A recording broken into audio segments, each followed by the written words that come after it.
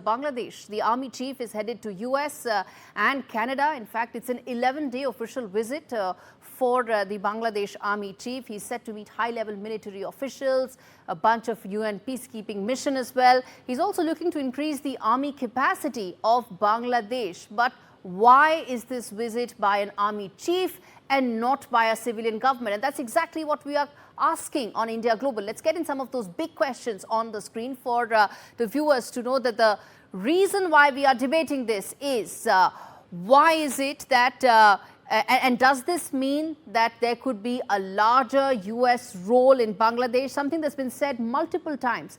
Do such visits provide greater credibility and credence to those questions? That's question number one. Second question, why is an army chief going instead of an interim government? It should be the Mohammad Yunus government instead of the army chief going. He's not a representative of Bangladesh government. It is Mohammad Yunus and his representatives who should be representing Dhaka. And then the third and final question that we are asking is that is it now clear that as Bangladesh has not identified and formalized its march to democracy and the democratic framework and elections, are these instances indicating that maybe it's descending towards a military regime and not towards a democracy? That's the question that we are asking our panelists.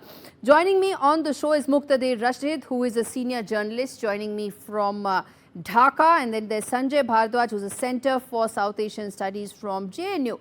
In fact, Mr. Bhardwaj, let me start with you by asking that as things stand right now, these are some very serious questions as far as what is the army chief doing, meeting American representatives and Canadian representatives, where it should be the civilian government really spearheading all such initiatives.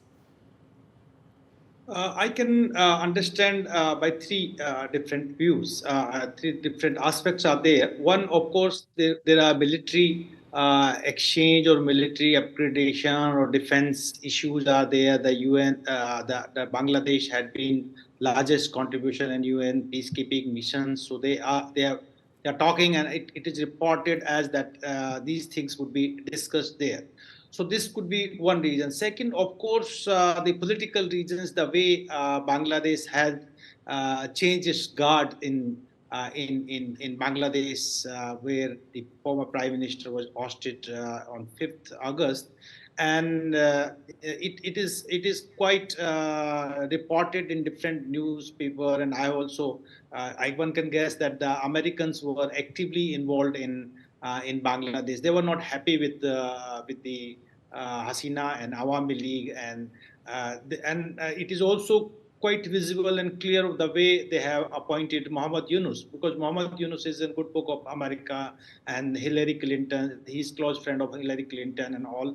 He's a liberal Democrat, and he has been appointed. But third, very significant region, while Sheikh Hasina is ousted from power, is a strategic region. The Americans, they want a strategic depth in the Bay of Bengal, and they were looking, I can say from 1998, while they have proposed SOFA, the Status of Forces Agreement, and then Sheikh Hasina was that time also Prime Minister. She denied to go for the SOFA, and the softer form of HANA was signed. Right. Again, this was raised by Sheikh Hasina that some white man or some country wants a base. So there were allegations in the past as well about America's interference and possible role in the student revolution that happened. And in fact, Muqtadir Rashid, such visits, 11-day long visits, give a lot of credence to all such allegations that have been raised multiple times that possibly America had a role to play in the regime change that took place in Bangladesh 2 months back. Thank you. This is the question. I would say you need to give up the few facts, which is very crucial. Foreign advisor already meet, the foreign advisor or foreign secretary there last month. Now our foreign secretary also visiting USA on behalf of the Bangladesh government, and now. Army Chief General Waker-Uz-Zaman visiting mostly related to the UN mission, because the UN, Bangladesh is one of the top troop center in UN peacekeeping mission. So he has a meeting with lots of meeting with the UN official and as well as some US No, my official. question is very simple. He can meet as many people as he wants, but what I'm saying is he is not a representative of the Bangladeshi government. Yunus is. He is not. No. He is not representing Bangladesh government. He is representing Who is he representing? Bangladesh Army. He is representing Bangladesh Army because he is attending Bangladesh Army US program which is related to Bangladesh Army. And he is also representing Bangladesh Army to the UN because Bangladesh is one of the biggest troop center in UN. And you know that UN has a role in Bangladesh as well. They have their own training academy, which is standard, the UN standard, and we have to deal with that. But at the same time, we have to keep in mind that he's not a representative Bangladesh government. He's representing Bangladesh Army to UN, USA, and UN and Canada. There is some military exchange in Canada. So of course, the Bangladesh Army needs to expand their global reach. So then clearly Bangladesh Army is fortifying its capacity, capability, strength and ability to run Bangladesh at a time when there's absolutely no visibility on when the next set of elections will take place in Bangladesh. Very quickly, Mr. Rashid, respond to that, then I get in Mr. Bhardwaj. It's a global cooperation because Bangladesh wants to go global, and the global standard should be upheld.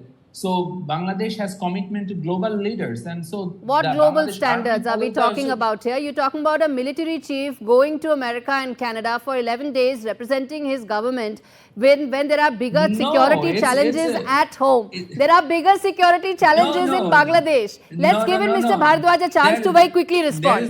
Very quickly. There is no such...